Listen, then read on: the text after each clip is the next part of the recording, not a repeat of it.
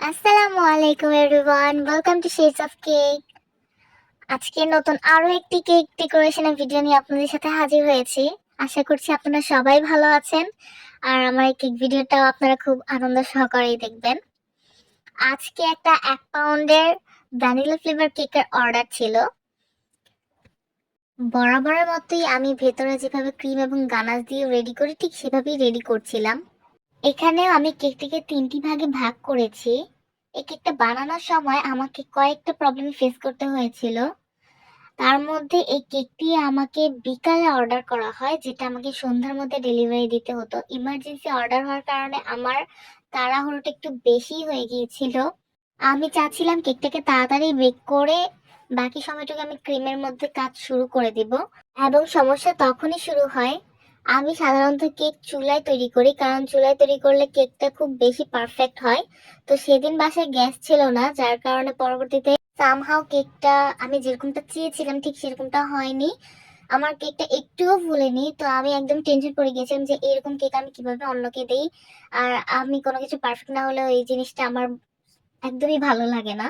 So আমি ওই মুহূর্তে ইনস্ট্যান্ট আরো একটি কেক বানানোর কাজ স্টার্ট করি। আর আমার বাসায় এই মুহূর্তে ডিমও শেষ হয়ে গিয়েছিল, যার কারণে ডিম আনতে গিয়ে আমার টাইম লস হয়ে যায়।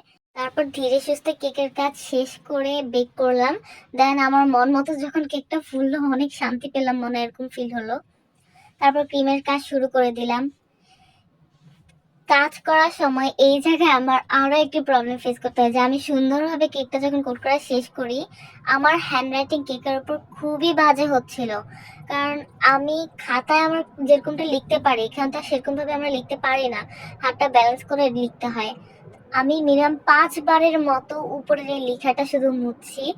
আমার মানে যেহেতু চারদিকে আমি আগে চকলেটটা দিয়ে নিয়েছি, তাই আমার মাঝখানটা সুন্দরভাবে ক্লিন করতেও অনেক প্রবলেম হচ্ছিল। তো যাই হোক, অবশেষে 5 অ্যাটেম্পস এর পর আমি এখানে সুন্দরভাবে কোনোরকম লিখতে পেরেছি। যদিও অতটা সুন্দর হয়নি, তা আশা করছি প্রথমবার হিসেবে খারাপও হয়নি, কারণ এটাই আমার প্রথমবার ছিল কেকের উপর রাইটিং এর। তো আমাকে যেভাবে কেকের ডিজাইন দেওয়া হয়েছিল আমি ঠিক সেভাবেই কেকের ডিজাইনটা করেছি। আর নিচের দিকটা খালি থাকার কারণে আমি পরবর্তীতে নিচেও ক্রিম ইউজ করে দিয়েছি। এই তো আমার কেক বানানো শেষ। আশা করছি আপনাদের ভালো লেগেছে। আজ এই পর্যন্তই। আল্লাহ হাফেজ।